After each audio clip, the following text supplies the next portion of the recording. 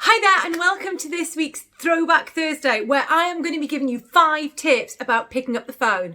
So if you don't make sales calls, if you don't know how to start that conversation, or if you feel really sick at the thought of it, then this episode is for you. So join me and Pirate Pete while we talk about why you should pick up the phone. My co-host here is Pirate Pete. He is also a timer, so he's going to keep us to time. He's here. There we go. He's going to keep us to time to make sure that you get the very best information, the shortest possible time, so you can get on with the rest of your life. So we're going to set Pirate Pete off. There we go. He's there and he will go off when we're at time. We've got him in shot. There we go. So my name is Victoria Fleming and my company is Buzztastic. I am a sales trainer. I do sales training and consultancy. And I'm really interested. Okay, well, apart from the language, yeah, I'll take that as a compliment there, Gabrielle. Yeah, a bit of a crazy. And my job really is about helping people make a difference to their sales. So we're going to have 10 minutes right now on that thing that lots of people are concerned about, which is picking up the phone. We're going to do 5 top tips. Hi, Rachel. Good to see you join us. So first things first, you're going to pick up the phone. Now, you might be picking up the phone, you might be picking up the phone after a networking event, you might be picking up the phone to someone you've never spoken to before. But if you are picking up the phone to make a sales call, there's a couple of things that you need to make sure before you even do that. The first thing is, who are you going to speak to? And by that, I mean not a job title, who. You need a name. And if you don't know the name, the first thing that you should be doing is finding out exactly the named contact you need to speak to, especially if you've never spoken to them before. Now, if you don't know it and you can't find it on the internet or anything like that, then I would suggest you put in a preliminary call where you simply ring up and ask, can you ask who, I don't know, the head of logistics or whoever it is might be. Oh, thanks for inviting people, Bev. If anyone else would like to invite people, just swipe and share. Do the swipey thing. So if you don't know, ring up and say, who is the head of logistics? Who is the head of procurement for your organisation? Get the name and move on. Do not ask to speak to them because at that point they know it's a sales call. So that's the first thing. Second thing is be very clear about what is your objective for the call. Hi, Wayne. Oh, and thanks for sharing there, Heather. What is your objective for the call? What do you want to get out of it? I always say you want to get one thing out of each call. You can't do everything. Do you want to secure a meeting? Do you want to sell your product over the phone? Do you want to gain an email address? What is it? What is your objective? All right. So there we go. Third thing is, what value can you offer that person? Hi, Andrew. Good to have you joining us. And so what value can you offer that person for speaking to you? Can you offer them access to, can you offer people access to some exclusive content? Can you actually offer them feedback on some content that they've generated? Whatever it might be, there are 3 things before you even pick up the phone. So who are you speaking to? What is your objective for speaking to them? And what value can you offer them? So they're the 3 things before we pick up the phone. We're now going to come onto my 5 top tips though. And look, I've really prepared, so are you ready? Number 1. I'm really sorry, as if Pirate P wasn't enough, I'm now going for paper ones. Okay, so point number 1 is, when you, drum roll, Andrew, drum roll. The drum roll on this is, when you pick up the phone, and I'm really organised today.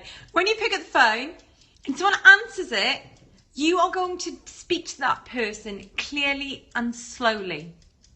So often, especially, hi Drew, especially when we're making a lot of calls or making a few calls on the run, we end up rushing. Oh, hi, it's Victoria. I'm ringing from Buzztastic. Can I speak to Fred, please? It gets really garbled. The person on the phone knows immediately we're making a lot of calls. We may well be calling from a call centre. We're in a rush. They can't even hear who we are, what we're ringing about, or even why they should care. So the first thing is be really clear and really slow. Because quite often when someone's just picked up the phone, actually their attention isn't even fully on what's on the phone because they're still looking at the email that they're reading. They're going, hello, yeah, that's right, exactly, Tiana, speak clearly. Because what's happening is they're looking at something else, they're distracted. Their attention is not on that call. So the very first thing is think about your pace. What feels fast to you is often slow to other people. So just be very clear, very slow, especially if we're feeling nervous, we rush. All right, the second thing is you're going to introduce yourself. Now, we want to be really clear that people get our name. And we've just said that people might not have their full attention on the beginning of that call. So you can use a James Bond technique. Some of you might have heard this before. It's my James Bond technique. Because Bond always says, the name's Bond. James Bond. We remember his name, of course we do. It's the most famous introduction in history. So we're going to introduce ourselves on the phone in a little bit of the same way. We're going to use both parts of our name and we're going to use a pause. So we're going to say it's Victoria, pause, Victoria Fleming. Okay?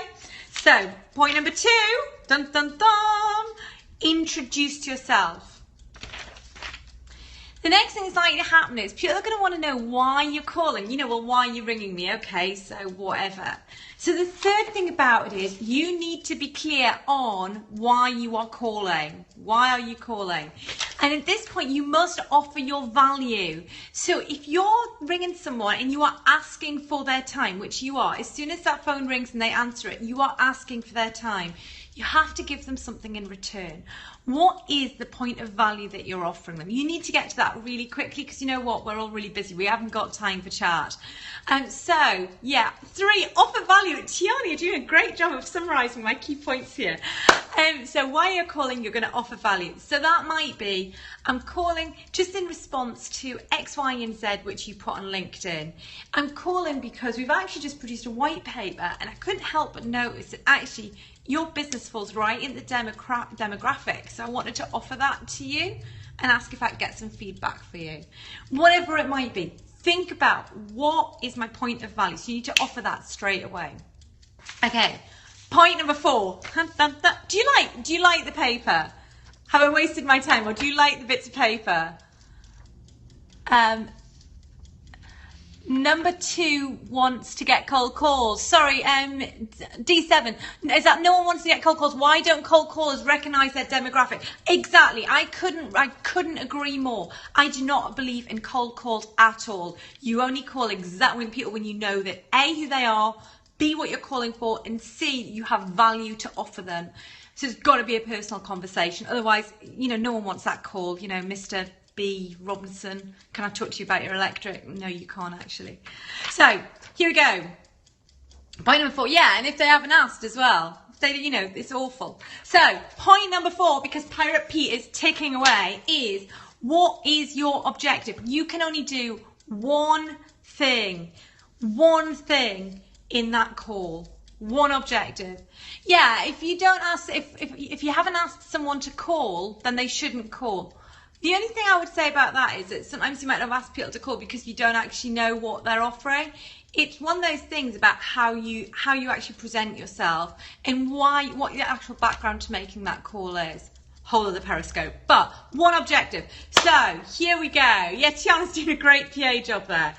All right, so we've got our objective. Our objective on that might be to make a meeting. It might be to make a contact or build a relationship. Could be any of those things. It might be to touch base with someone who we haven't seen for ages. It might be to follow up on a networking event. The 4th thing that we need to do is, having offered our value, we need to go straight in with that objective, because as I keep saying, time is money. We haven't got time to waste talking to people on the phone. When someone's rang you and you're having a conversation, you really, really want to give them the value and get straight to the point, because actually that's being respectful of their time. You know, I'm in the middle of something already when you've rang me. So, you know, think about the time you're taking there. So what's the objective? Get straight to it. And remember, that is one thing. So if your objective's a meeting, start talking about that. I really want to get in touch because I thought we should meet face to face. It was so great meeting you at that networking event. I've been on the website. I think there's some great synergy there. And then we need to actually gain agreement, which is, of course, our point number 5. Dum, dum, dum. Because 5 is actually getting that agreement. And I always think that it's really easy to get agreement if you give people options. So in that example I've just given, I think it would be great if we could get together and have coffee. I'm actually available for that next Tuesday at 3. How does that sound to you? Hi Moscow. I've got many people who I don't know there. Moscow, all of Moscow's calling. It's the Eurovision Song Contest. So 5 key points. Before we even ring, remember we're going to do who, objective and value. Who are we ringing? What is our objective for the call and what value are we offering them? We then have our 5 key points. Number 1 is be clear and slow.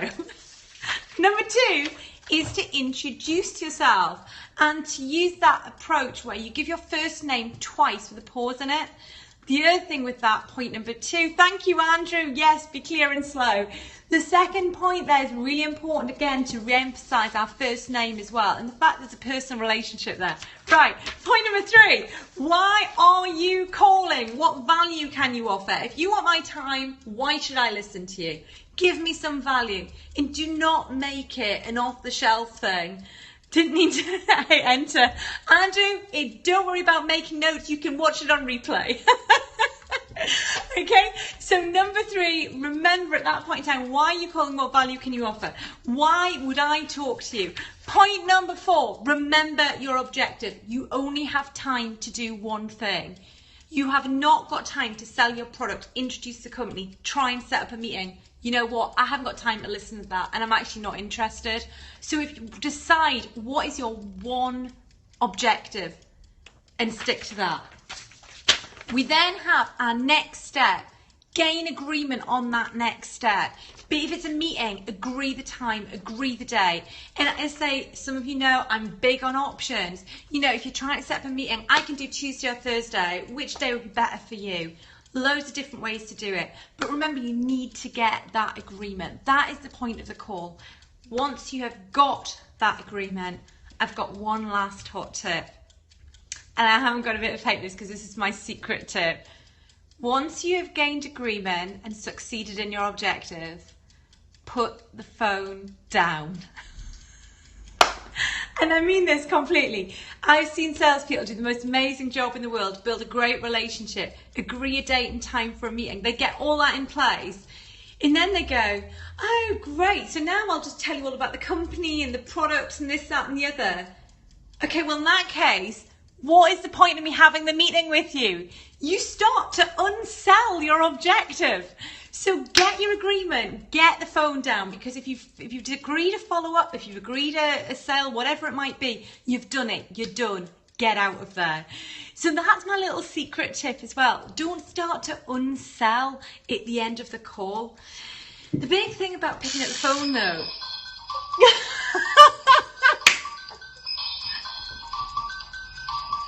okay, so Pirate Pete is telling us our time is up. I've totally lost what I was saying as well, so that's really lucky. But Pirate Pete, who you may have noticed has now attained co-host status, he gets more fan mail than me, has told us that our time is up today. So they're the 5 key things. Go away, give them a whirl. The key thing is, speaking to someone on the phone is the same as speaking to someone face to face. It's just a conversation. It's just a relationship. And you know what? That means that as long as you're respectful, as long as you actually have a meaningful conversation rather than a generic scripted conversation, guess what? If you don't get your objective, it doesn't matter because they'll be okay with speaking to you again. And after all, that's what sales is all about, really. It's just about building those ongoing relationships. So if you enjoyed that episode, then remember to click to subscribe and ding the bell. And I look forward to seeing you next time. Until then, remember to be sales-tastic.